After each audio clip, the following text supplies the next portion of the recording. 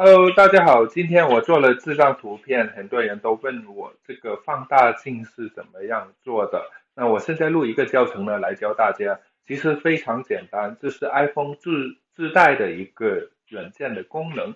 好，就是我们现在打开一张图片，像这张图片，然后我们点右上角的编辑，然后呢，编辑上面右上角有三个点，再点一下，然后这里有出现一个标记。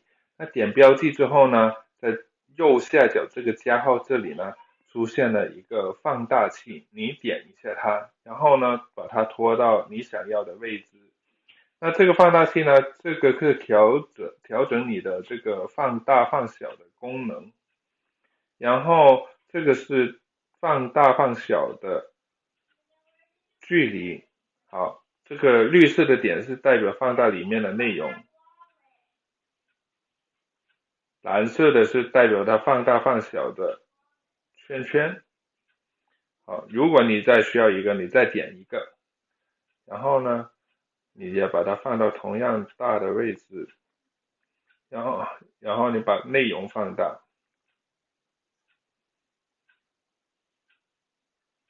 好，那现在这张图就马上要做好出来了。然后这就是我刚刚做的一个效果的对比图。好，我今天的教学到这里，希望对你有帮助，谢谢。